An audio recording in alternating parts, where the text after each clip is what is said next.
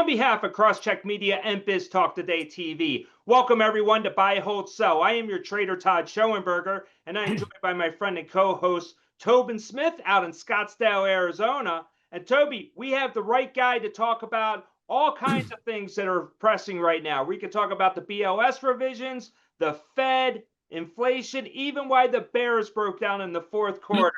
No. I want to talk about the tweets. Bianco, what was with the tweets? Well, we're going to get into all of that because we have with us today Jim Bianco. He is the president of Bianco Research in the greater Chicago area. And Jim, welcome back to Buy, Hold, Sell. I know you're probably still getting over that game last night, but let's talk about these BLS revisions before we get into Toby's tweets. I got to ask you, 911,000 is going to be the difference now. Does this make a difference, though, in the Fed decision making for next week? It shouldn't. And I'll tell you why.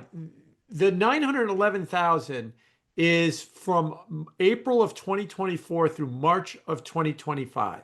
So this is data that is almost 2 years old.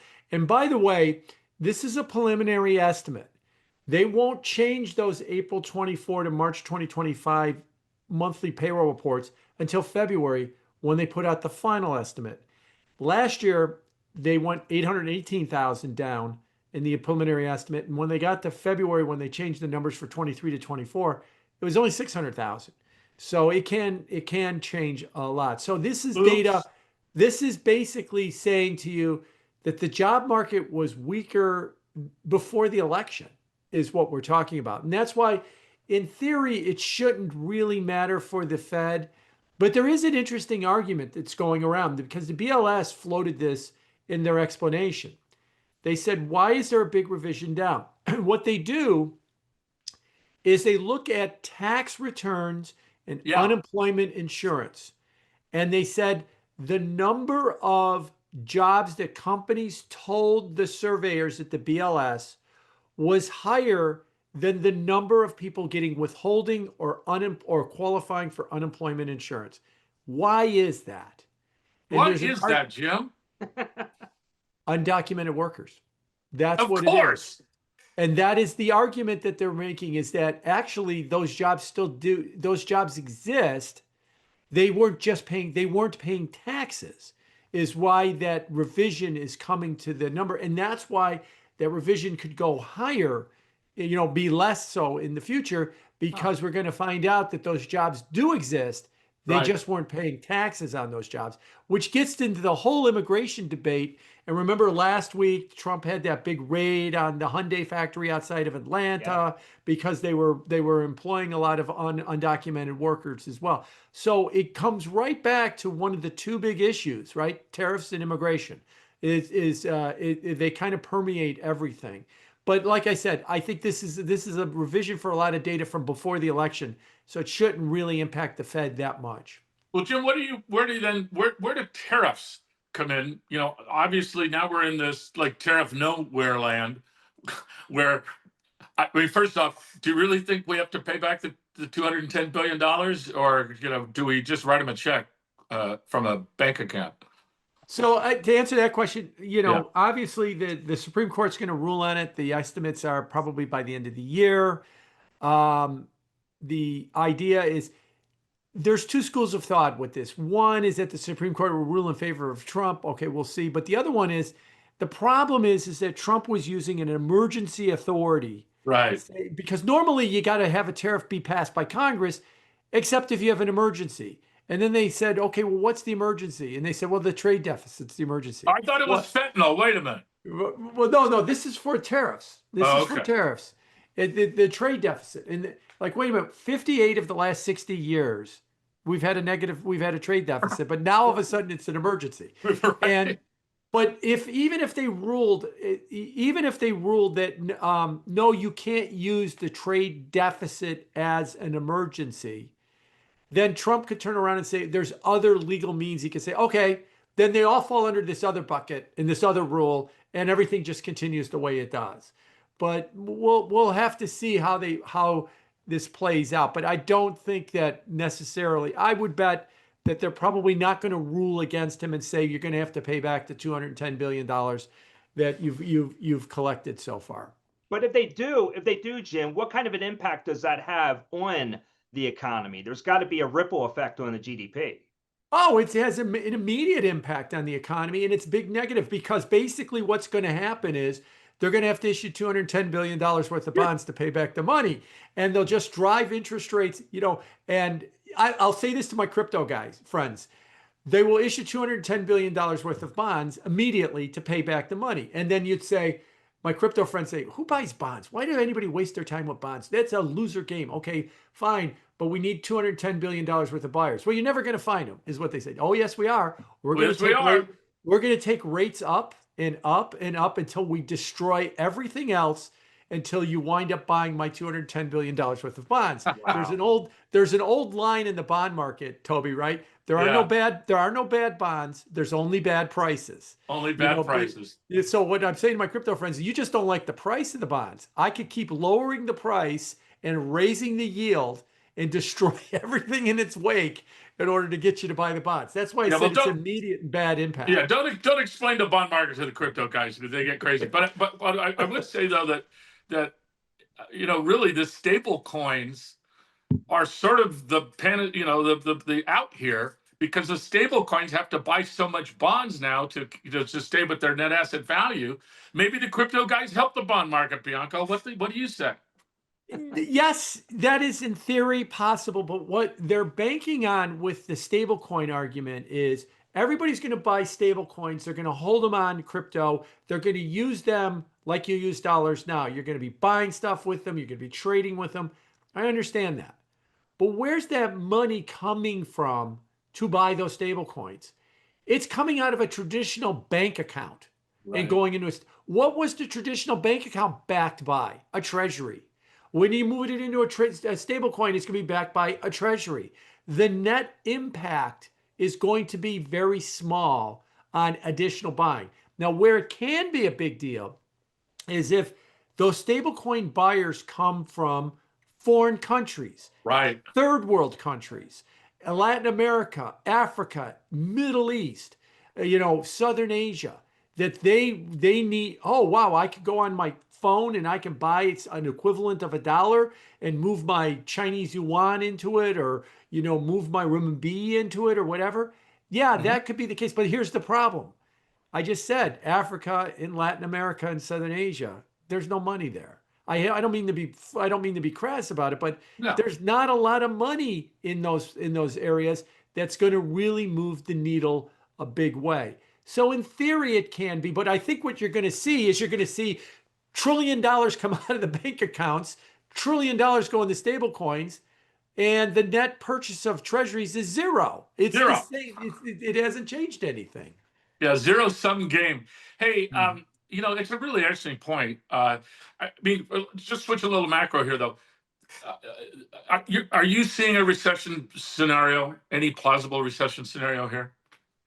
No, I'm not seeing it, and I'm not. And I got to also maybe mention how I view recessions.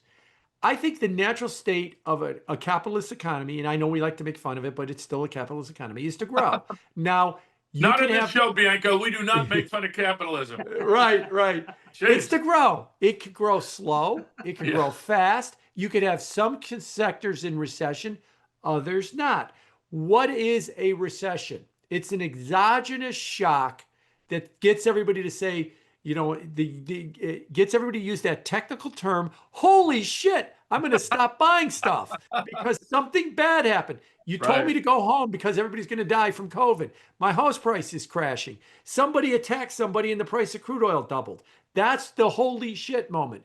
Now, I thought we had a couple of them. 2023, Silicon Valley Bank failed. That was not it. Liberation Day earlier this year looked like it might have been one of those moments. That was not it. So short of that, we're not going to have a recession. Now, could we grow slow? Sure. Could we have a housing recession or a manufacturing recession? Sure. But I still think that the economy will continue to move forward. Well, hold on, Toby. Yeah. But if the Supreme Court says that the tariffs are illegal, does that change your opinion? That could be a holy shit moment, because you got to issue $210 billion worth of bonds and you're going to have to destroy the stock market in order to get them to suck $210 billion out of the stock market to buy those bonds. That could be one of those if you wind up getting it. Look, at any moment, something bad could happen in the Middle East and the price of crude oil goes up 50%.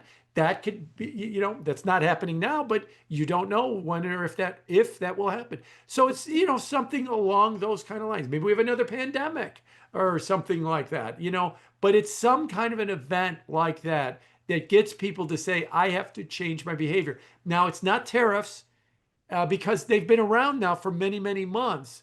And if you haven't changed your behavior yet, you're not going to. You just make a great point. It is, as you say, now this is etched in stone for the rest of your life, Bianco, the holy shit moment, the HSM, Yes.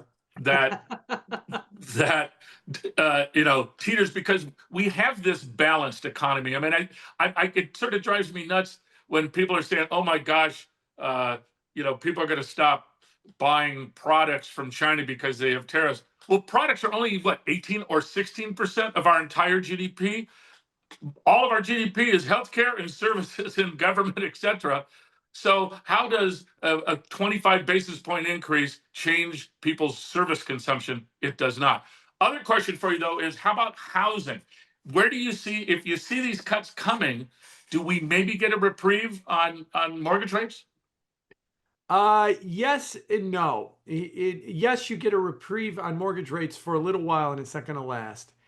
Let me give you my line about housing. Every single day we've been alive, and every single day we are going to remain alive, housing will be in a crisis. Yes. It is because it's in one of two states. Either it's home prices are going up, which they are now, and they're at all-time highs, which they are now, and you have an affordability crisis. No one can afford a home that doesn't own one. Or home prices are going down like they did in 2008, and you have a financial crisis. So what we've got is we have home prices going up. Why do we have home prices going up? Because before the financial crisis in 2009, we built 1.5 million homes a year in the United States. Since 2009, we've built 1.1 million homes a year. I'll bottom line it for you. Since 2009, Bloomberg says there's 20.5 million new households in the United States. There's only 18.5 million new homes in the United States. So we have a shortage of homes. The price is all the way up at the moon, and that's why no one can afford it. So what happens when you cut the rate? Two things happen. They cut rates. All the mortgage brokers call up everybody and say, guess what? You were going to pay $3,500 a month for that house, with mortgages and insurance and upkeep and everything else. Mm-hmm. Now you're going to be $3,100 because mortgage rates went down. And then they go, great, let's put a bid on the house. And you go, okay, let's put a bid on the house. Oh, wait a minute, they just raised the price 15%. Right. And you're back to paying $3,500 a month. So if the problem is you can't afford $3,500 a month, cutting mortgage rates isn't going to get you down. They're just going to raise the price, and you're still going to end up paying $3,500. We need more units. And the problem with more units is, and I'll get very, like old boomers that live in Arizona. Is there anybody here we know that might qualify under that? Hey, I know somebody. Yes. What happens is they move to Arizona. A rotary phone. Right. They move to Arizona. They buy a home. And then either they or their neighbors go to the zoning commission laws and say, no more homes in my neighborhood. You're right. No if you want in my neighborhood, you got to overpay for my house. But we're not going to let a builder build 3 more houses down the street from me to compete with me. That's the problem. We have too many rules and regulations on housing in order to get enough units into the country. Now, possibly what could fix this is the borders closed. And population growth is way down, but that's going to take a couple of years in order to kind of, fill in that gap of that extra 2 million homes. Yeah. But it's possible that we fix it that way. But like I said, that'll take a little bit of time. Yeah, Bianco, let me tell you, the guys that are sliding over the border into Scottsdale, Arizona are not paying $1.3 million for a 2,000 square foot house, okay? No, not yet at least. Back to the inflation except story. For the drug dealers, they have a lot of cash. Right. So you have PPI tomorrow, CPI on Thursday. Is there any surprises that we can receive from either report that will change the Fed to start thinking 25 basis points to 50 basis points? Only if the number, well, first of all, just to say where we are in the market right now, the probability of a Fed cut is 110%. What does that mean? It means a 10% chance of a 50 basis point cut, a 90% chance of a 25 basis point cut, that equals 100, and 0% chance of no cut. So that's where we're at right now. Now, we would need to see seriously weak numbers to put 50 on the table right now in terms of the inflation number. I don't think that's likely because I think you're going to see some tariffs in this data, that tariff prices have been starting to filter through into goods prices, and that should at least buoy it from being a severely weak number. So it looks like 25 is still on the table right now with an outside chance of 50. But yeah, I would be really, I think if anything, there's a possibility to go the other way, not all the way. The other way would be the numbers hotter than expected, stronger than expected. It won't get the Fed to hold, but it'll get rid of that 10%, 50 basis point, and you'll be solidly in the 25 territory. Okay. So with that, let's start talking about the Fed. Big meeting next week. They're going to have their decision out on the 17th. You put something out on Twitter, though, because there's a lot of drama going on with the Fed. I'm not sure if you heard. I know Toby probably read about it in the New Yorker, but it was about with Lisa Cook. You have a different angle on the Lisa Cook drama. Can you explain to the audience what you put out publicly recently? Yeah. So why does Trump want to get rid of Lisa Cook? Because she cheated on her mortgage. Okay, if you look hard enough, you're going to find that everybody does that to some degree or another. Hey, gotta go. Is that the problem? Yeah, exactly. So here's the thing: is that this is really not known very well. Now, I want to preface: this is a scenario that's out there. This isn't that this is what they will do. All the 12 Federal Reserve presidents, remember the Federal Reserve has 12 district banks, regional banks, Chicago, Atlanta, New York, Philadelphia, San Francisco, Dallas, that and the like. All of their terms expire at the end of February in years ending 1 and 6. So all 12 of them expire at the end of February 2026 in 5 months. Now, now this has happened for 100 years, and you've never heard about it, because what historically happens is each individual bank has a board of directors. The board of directors approves the next 5 years for their president, and then those presidents have to get approved by the board of governors, the 7 Federal Reserve governors. And in the last 100 years, not one governor has ever voted no against any president. But in theory, Stephen Marin is going to have his vote on September 15th. He should be seated for the September 16th Fed meeting and vote for it because it'll get confirmed the day before. And if he gets Lisa Cook's seat and the Federal Reserve chairman, and potentially if Powell leaves, he gets that seat, but that would probably be after February, though, unless he leaves early or is fired early. But at a minimum, he'll have 4 of the 7 governors. So he could turn and say, okay, we have to approve all these bank presidents. And the one that's kind of on the hot seat is Austin Goolsbee. 4 of them could vote no, he's out. He's out. Chicago, go find another guy to put in front of us. And if we don't like him, we'll vote him out too. And maybe we don't like John Williams at New York. He's out. Or maybe we don't like all 12 of them and we kick all 12 of them out. So that is a scenario that's out there. Because why else do you want Lisa Cook's seat is the real question. Because you're going to get your rate cuts. It's not going to change that. So what else is there that you're trying to do? You're trying to set up the board so that it will be long-term thinking the way that Trump is thinking. So yeah, there's these types of scenarios out there. But wouldn't this then have the rest of the central banks? Well, first off, obviously, our dollar, I don't know, every day I get a little thing on my screen that says it's gone down in value again. Wouldn't that create chaos in the currency market? It could.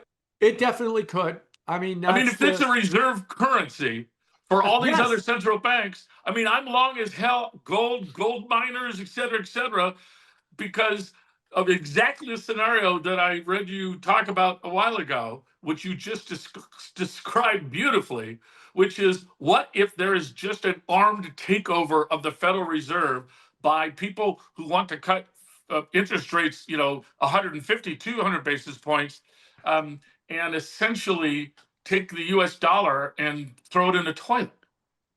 Well, then you've just described why what gold is at $3,600, why Yes. crypto is moving higher, why the Crypto dollar too. has been weakening. Now, there is the pushback against this is twofold. One is this is a scenario, it's a possibility, but not a likelihood, right? That this doesn't come to pass, that he starts remaking the board in that kind of a radical transition.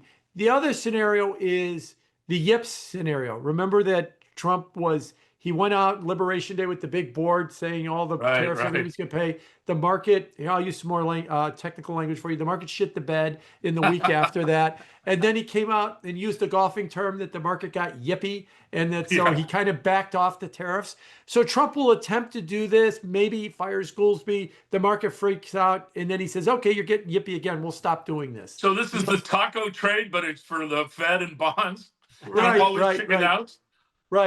So let me give you my to describe Trump perfectly about how transactional he is. Yes. There's a joke that supposedly is real that during Trump 1.0, some snarky reporter barked at Melania and said, "Melania, would you have married Trump if he wasn't rich?" And she turned to the reporter and said, "Would he have married me if I wasn't beautiful?" So, he's a transactional guy, is basically what he is. And if the transaction isn't working, he'll just switch the transaction. So that my point is, he'll try and do this. And if the market's rejected, he'll stop. And so we'll have to see. Jim, it's a really great point in that this is what makes it so weird now to make an investment decision over, let's say, a 30 or 45 day, period. Who knows? I mean, who knows? But who wants to be long? You look at the hedge funds right now, the amount of leverage they have, essentially betting on bonds coming, down in value. The yields coming down in value, going up in value. Boy, if the bond market shits the bed, then don't we get the same thing we had in early April when my Morgan Stanley trading guys called me and said, "Toby, do you realize that we just liquidated almost $400 billion of people who were betting long the market?" Was that your account they liquidated $400 billion out of? I used to live in a 10,000 square foot house. Okay, it's 9,800 now. I'm living in the backyard now. That's where it's right. No. See that therein lies another issue that you guys might be better to talk about, because what happened during the freak out during Liberation Day was the market fell down. If you were a professional investor, a hedge fund, an institutional manager, you sold. But if you're a retail investor getting your ideas off of Reddit, you bought like mad. You bought into every downturn. And now we're 30% higher. Who won that trade? Well, it's muscle memory, Jim. I mean, it's buy the dip has worked. I traffic the Reddit boards just to see what they're saying. Yeah. They're almost to the point now where they're like, God, I hope that the data is terrible. I hope that there's like civil disobedience in the country. Right. Because I want to wake up one day to severely red markets, because I'm going to back up the truck and just buy the hell out of everything, because it always... Hey, look, we could laugh about it, but hasn't that trade worked like 100% of the time? That 45-degree angle of the markets, yeah. That was my other question, which is really, hasn't the market come to the conclusion that the Fed will always come in and save the day? Because they've always come in and saved the day. Because they've always come in and saved the day. When have they not come in? Oh, one time they tried to not save the day. It was called Lehman Brothers. Lehman And Brothers. Yeah. what did they do 2 Weren't days you later? working there at Lehman Brothers at that time? I had left Lehman. I'd worked there before that. Oh, really? Really? Okay, Yes. yeah. You Yeah. just magically left 3 days before the thing imploded. No, it was 15 years before, but I did work okay. there. All right. But I was Unscrew going to you. say, what I was going to say was they didn't bail out Lehman, but then 2 days later they bailed out AIG, and everybody said, "Wait a minute, that's an insurance company. You don't have any jurisdiction over insurance companies." Yeah, well, did you want me not to write the check to bail them out? No, no, no, no. You keep throwing money at them. Exactly. It's the way that and they've been bailing out everybody ever since. So they tried one time to not bail out somebody. By the way, here's another fun story for you about why did they bail out Lehman Brothers. This is supposedly another true story. Hank Paulson was, yeah, go ahead. Yeah, Hank Paulson was the Treasury Secretary at the time. Hank Paulson does not get along with his brother at all, and his brother was the Lehman Brothers. No way! Come on. There's that story. Couldn't you just not invite him to Thanksgiving dinner? Why'd you have to blow up the entire planet in order to do this? Well, speaking of personal connections, though, I mean, you're in Chicago. Austin Goolsby's in Chicago. Do you guys interact at all? Not really. I mean, I've interacted with him a little bit, but nothing significant. Has this conversation come up though? Your scenario, what you think? Yes, it's come not the reason. Here's the reason I bring up him why I bring up him. Why am I picking on him? Yeah. Because the other thing the Fed governors have to do is when a new president comes in, they have to approve him. No president has ever had a no vote. But when Austin Goolsby's name came up in 2023, Michelle Bowman and Chris Waller, the two Trump appointees, abstained from voting for him. And so that was the only time ever that they've even had an abstention. It wasn't a no vote. It was just an abstention. Huh. So they obviously had a problem with him in the first place, and they didn't want to vote yes for him. And so if there were already an abstentions, and you bring in Marin, and you bring in whoever replaces Lisa Cook, and you turn to them and say, look, you weren't even a yes to begin with. How about we go no on this guy?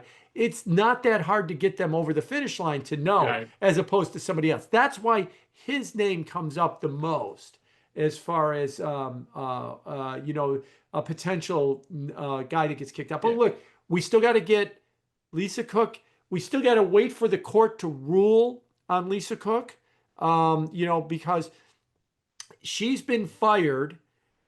She is supposed to be, as of this moment, an ex-Fed official, but there's some talk that maybe she still has access to her email and, can still come to the Fed building. Can she vote next week?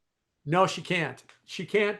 If she does, that's a fireable offense on Powell. And that's actually because he does not get to decide who gets fired. The president decides that.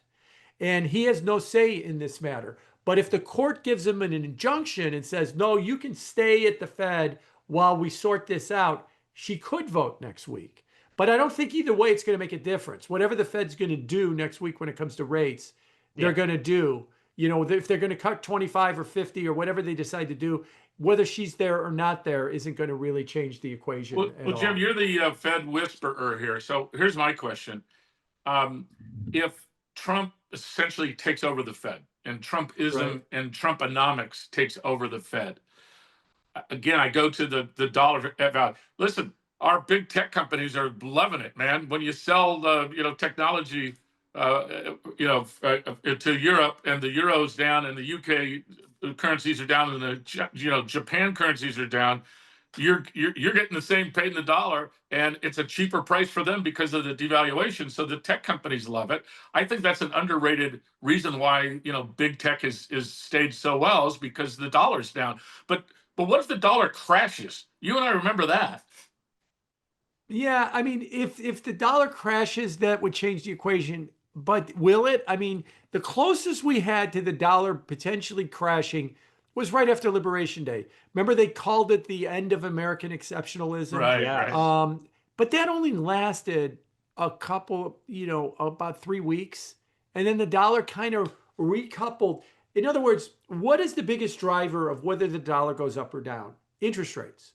If interest rates are falling, the dollar weakens. That's what you're seeing right now. Yeah. The Fed's talking about cutting rates, and they're moving lower. Interest rates have been moving lower over the last, 3-4 weeks. So the dollar goes down. When interest rates go up, the dollar goes up. That seems to be the biggest driver. So what we're talking about is the scenario we saw for about a week and a half, where interest rates were going up after Liberation Day and the dollar was going down. We tried that for after Liberation Day, but it only, like I said, it only lasted a week and a half. So it would have to be something really significant in order to get investors to bail on the U.S. Because at the end of the day, it's easy for a bunch of Frenchmen to say that they don't like the U.S. Yeah, well, the Mag 7 are here; they're not in your country. Right. The reserve currency's here; it's not in your country. If you want to own any of that stuff, and you do, you have to come here to do it. And so that's why it doesn't really last for a long period of time. It was only until Trump said that, the market got the yips that it started to back off. So yeah, if they're going to get really significant. Now, Powell put out a piece on Friday in the Wall Street Journal called the Fed's Gain of Function Research, that they've had mission creep at the Fed, that they've been doing too many things. They started money printing in 2008 because of the financial crisis. Okay, fine. That was necessary. I'd argue that wasn't bad, but you did it until 2022. It was like, it's like, all right, we solved the problem, but you did it for another 11 years. Yeah. And they're over regulating the banking system. One of the things that has been, when a new bank comes in, they want a charter. You have to get a banking charter from the Federal Reserve. How many banking charters have been new bank? Non-existent banking charters have been awarded since 2009, like less than 10. 10, yeah. They will not allow new banks. So they're overreaching. Now, the interesting thing is, if that's why you want that extra seat that Cook had, because you want to rein in the money printing, you want to rein in the burdensome regulations, you want to rein in, that everybody gets a bailout, maybe reintroduce moral hazard. The time to do it is when you don't have a moral hazard. Yeah. Then that would make sense. I think the market would be fine with, if that's what your ultimate goal is. But if your ultimate goal is to put Eric Trump as the Federal Reserve Chairman so that every rate goes to zero, then I think the market's going to have a problem with it. Yeah, I think a lot of people. Eric doesn't need the money now. Evidently, he's a billionaire. Right. Yeah. Why would if his father turned to him and said, "Will you be Federal Reserve Chairman?" Eric Trump will turn to him and go, "Why would I want the pay cut?" Well, yeah, exactly. So Jim, is the scenario going forward in future? I mean, once we look to 28, 32 and beyond, I mean, it seems like just like every president does, they tend to, the political party in power tends to play chess with the Supreme Court. And Right. now it seems like they're playing chess with the Fed. Is this what the standard's going to be going forward in the rest of the century? I hope not, because it's just going to produce uncertainty and it's going to produce a lot of problems along the way, because there's a real risk that Trump winds up making a mistake. And I'll tell you what my biggest concern is. I've been arguing that interest rates are not like the stock market. The stock market is up is good and down is bad. That's, everybody wants stocks to go up. They never want them to go down. And now we've kind of put interest rates into that bucket, that up is good and down is bad. Well, the problem with interest rates is they're an equilibrium level of where borrowers and lenders meet. In other words, what I'm trying to say is, for everybody that borrows money in the market, there's somebody who's lent money in the market. So for everybody who wants a cheap mortgage, there's somebody in Scottsdale, Arizona, let's throw out that place, who wants to buy a bond fund that gives him a reasonable rate of return. So interest rates should be more like an equilibrium level, and it's based on growth of the economy and inflation outlooks and the amount of bonds you're issuing. And I would argue that equilibrium level is somewhere around 4.5% to 5%, kind of where we are right now. In the 10-year. Yeah, in the 10-year. Trump says it's 1. And so what I'm afraid of is, if we go to 1, it's all offsides. So down is not always good. That's why, Right. He famously had that thing where he put out that personal note to Paul, and he circled, here's all the countries, and look at all these countries over here that have like 0.5% or zero on their interest rates. And why do we have 4.5%? We're the greatest country. Everybody wants to be here and stuff. It's like, did you look at the list, Donald? All the countries that have 0.5% interest rates are a freaking mess. That's why they have 0.5% interest rates. And so he's making this mistake thinking that no, down is always good. But usually, if your equilibrium rate on your interest rates is down around 1%, there's a reason. There's a reason, and it's not a good one. And it's not a good one.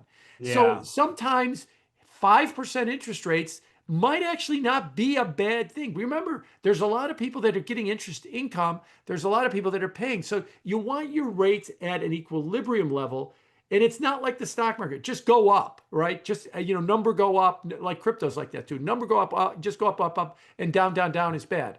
We're falling into the trap of thinking that that's the same thing with interest rates. Interest rates are not like that. They should be at an equilibrium level that's the most efficient for the economy, and that's not unnaturally take them down to too low a rate. We tried that. We tried that from 2010 to 2020, and it created a lot of problems in the economy. Well, Trump also said, look at Japan. Their 10-year bond is 2.1%. Did anybody explain to him why that is? Yeah, 15 years of deflation, yes. And 15 years, and they've gone through about 30 governments over there because everybody's so unhappy about everything that's been going on, and all kind of strife in the country. That's why your interest rate is low. Like you said, Toby, there's a reason your interest rate's at 1%, and it's almost always never a good reason. Well, you want to know what his real problem is? So he thinks about it like he's like a real estate developer in Manhattan. Right. Because he says we should have the lowest interest rates because we're the hottest country. Everybody wants to be here. We're the best country. That's the argument you use for Trump Tower should have the lowest mortgage rate because everybody wants to lease on my building and it's never going to be a credit rating. And the bank says, you know what, you're right. You've got the best building. You get the lowest mortgage rate. That's not how you set government yields. It's not a credit risk. The issue with the US having high rates is not because we're a credit risk. It's because we've got a faster growing economy, we've got risk of inflation, and we're issuing a ton of debt. That's why our interest rates are up. It's not because we're going to default or something like that. So like I said, he's thinking about it like a Manhattan real estate developer. I wonder why. No question. It's Right. supply and it's demand. And in the middle, they meet, and that's how a rate is set. And the minute you Jimmy check with it, then the repercussions, sometimes we know, and sometimes we don't know. Right, Jim? Right, exactly. And you saw the repercussions of that from 2010 to 2020. We kind of did that with zero interest rates and Europe going to negative, and their economies became a mess. They had a big populist movement because what you were doing with that zero interest rate negative in Europe was you were benefiting the rich and you were punishing the poor because the rich can take risks with their portfolios and they can invest and they can also see that their cost of money was cheap. The poor had to rely on bank accounts paying them interest rates and stuff because they don't get to do that stuff, and they weren't getting any interest. And you had populist movements, you had disparate economies, you had all kind of problems. And then coming out of the pandemic, you had massive inflation because of that as well too. So that was a problem that was there. Now I know a lot of people want to just say, well, it wasn't a problem because the stock market went up. Think of the cohort you were in. If you just say, if you're going to define everything as a non-problem because the stock market goes up, you're in a specific kind of cohort, meaning you're a wealthy person that only cares about the stock market, which is fine. I am too. But the majority of the country is not in the same position. The majority of the country just wants to get a decent wage, wants to be able to buy groceries without them going up faster than their paycheck. And that's the problem that you face if you distort interest rates, is you throw all that out of whack. And then they vote populist people like Brexit and Trump and everything else that we've seen. Hey, so is it definitive now? Tariffs are not, they're a one-time inflationary event, but they're not a structural event? Well, by the way, there was a news story, red headline that just flashed that the Supreme Court just said that they're going to take tariffs on a fast track, which means that we should be a couple of months away from a decision. They're gonna try and rule on this as quickly as possible. So it might not even make it to December. It might even be before. before December. Now, the problem with the argument about tariffs are a one-time thing, has there been a week that Trump hasn't changed the tariffs? He's constantly tinkering with the tariff rates. If you tell me that he's done changing tariffs and they're going to stay the same Right. for a year or I two, can say it. then you could say it's a one-time thing. But the Not Yale a budget, one-time thing though now. right. The Yale Budget Lab actually has a daily update on the average tariff rate in the country. That thing moves up and down faster than the stock market. I mean, so I don't know how you could say it's a one-time thing when it's not. It constantly changes, and it's constantly going higher. Is what it's doing. When I started in this capital markets world, the thing that really got people get jiggy was chaos. And if love him or hate him, if you don't like today, just wake up tomorrow. Right. But for the bond market, again, the average American really does not understand how important the liquidity for a country that has 125% more debt than it does GDP, and liquidity is the whole thing. If China decides they're not going to buy another $500 billion of notes, over the next 3 months, who's going to buy them, Bianco? Like I said, go back. You're going to buy them. You're going to buy them, and Todd's going to buy them. And we're going to put you down on your knees and just punish your investments until you say, that's it. Everything I own sucks. I just want a Treasury security. There you go. Yeah, but you're right. Interest rates are the cost of money. Money is at the center of every economy. You need money to do anything, right? To buy things, you borrow money. What does money cost? That is an important thing because it's not a random number. It is basically based on the intersection of an equilibrium in your economy. And when you put disequilibrium into the economy. Right. And again, like I said earlier, you could do that either way. You could have your money could be too expensive or not expensive enough. If you're off your equilibrium number, even too low or too high, it creates problems. Different sets of problems, but it creates problems. You want it to be at that equilibrium level. Hey, Jim, so before we close out the show, I just want to switch gears, step outside of the United States here for a second. I want to get your opinion on Russia. Treasury Secretary Besson said that if we impose new sanctions, it's going to completely cripple the economy in Russia. Therefore, it should lead them to the negotiating table to end the war.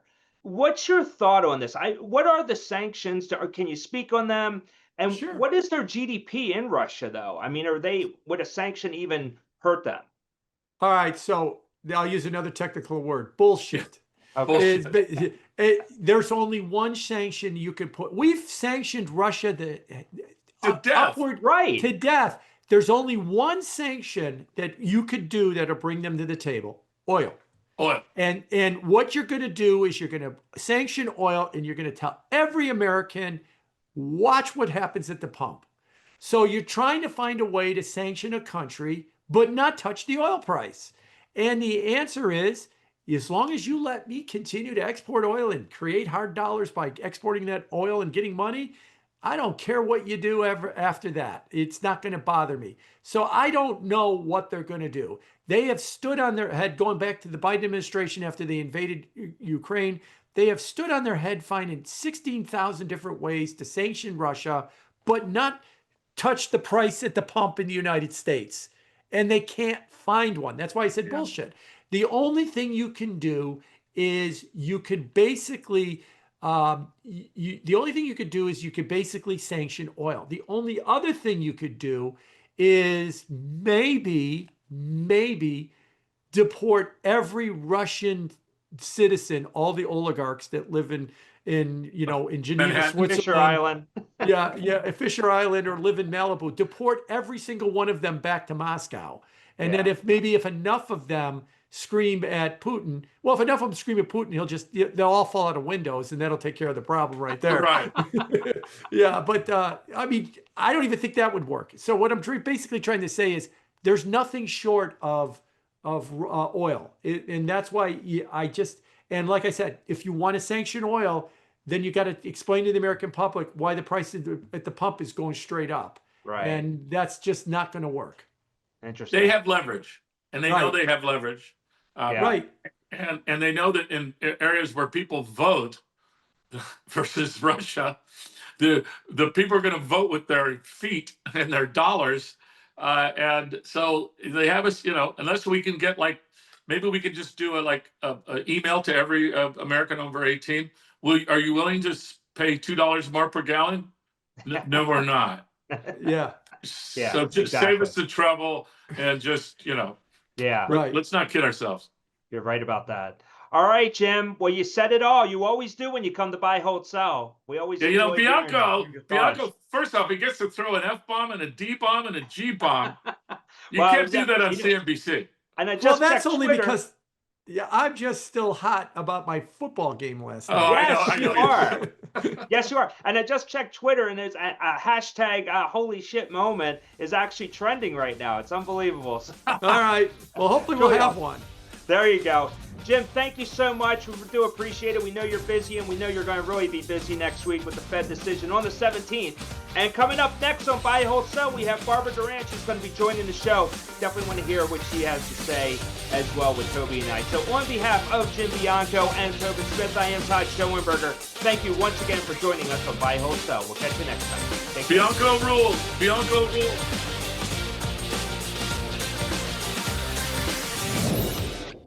Buy, hold, sell, brought to you by CrossCheck Management.